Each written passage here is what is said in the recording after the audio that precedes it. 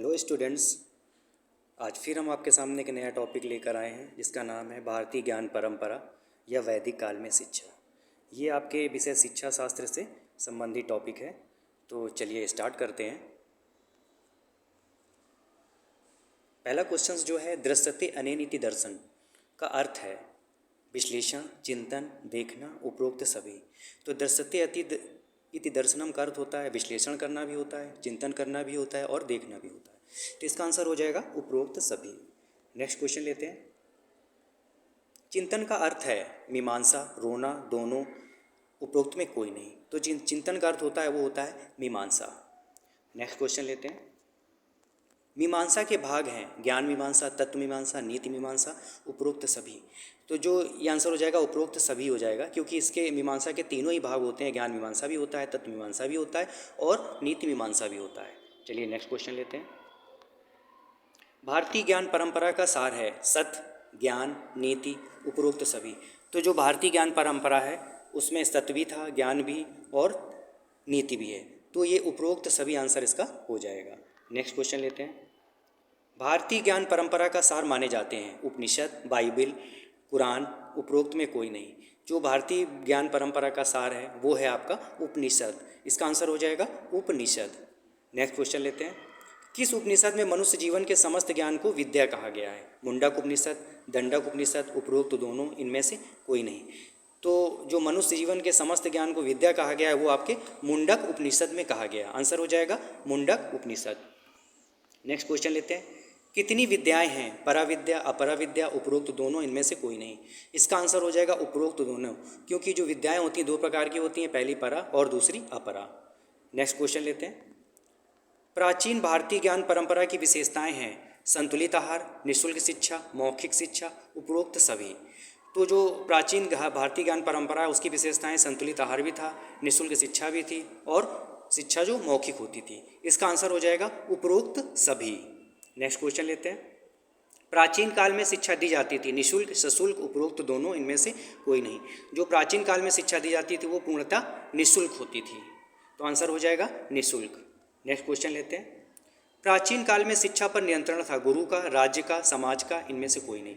तो जो प्राचीन काल में शिक्षा दी जाती थी प्रायः गुरुकुलों में दी जाती थी और गुरुकुलों पर प्रायः गुरु का ही नियंत्रण होता था। तो इसका आंसर हो जाएगा गुरु का। नेक्स्ट क्वेश्चन लेते हैं।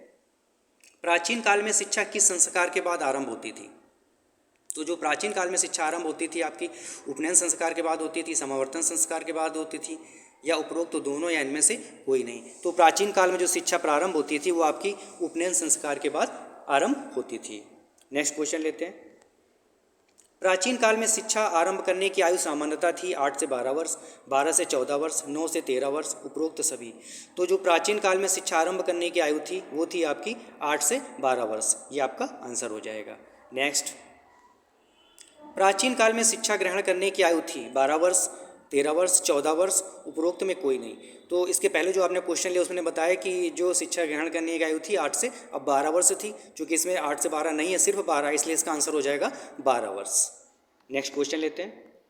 12, 24, 36, 48 वर्ष की आयु तक अध्ययन करने वाले बालक क्रमशः कहलाते थे स्नातक, बसु, रुद्र, आदित्य।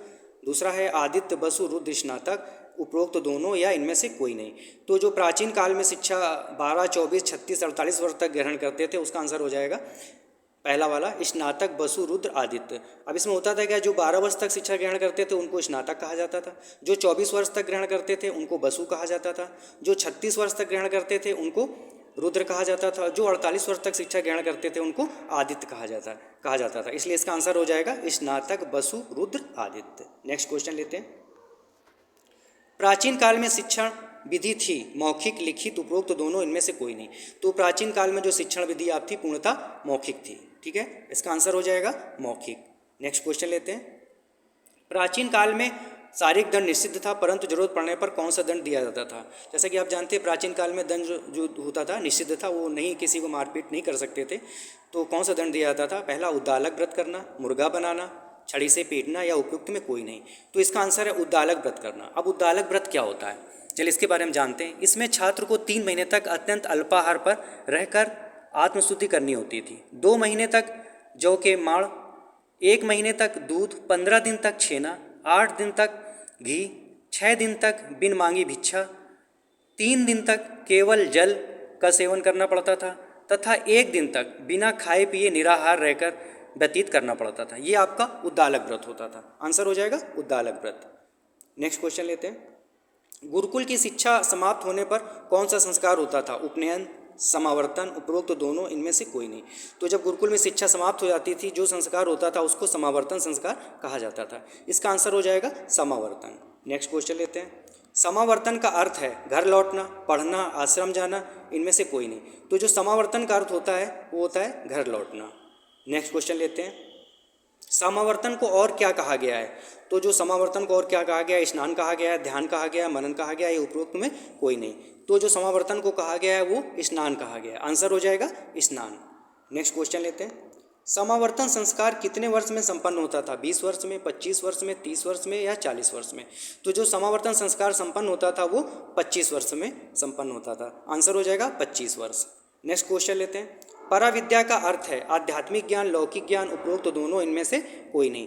तो विद्याएं दो प्रकार की होती हैं, पराविद्या और अपराविद्या। तो पराविद्या का अर्थ होता है आध्यात्मिक ज्ञान। आंसर हो जाएगा आध्यात्मिक ज्ञान। नेक्स्ट है, अल्तेकर के अनुसार प्राचीन शिक्षा किसके समान थी? आधुनिक माध्यमिक शिक्षा, राज नैतिक शिक्षा, उपरोक्त दोनों, इनमें से कोई नहीं। तो जो अल्तेकर के अनुसार प्राचीन शिक्षा समान थी वो थी आधुनिक माध्यमिक शिक्षा के समान। आंसर हो जाएगा आधुनिक माध्यमिक शिक्षा। नेक्स्ट क्वेश्चन लेते हैं।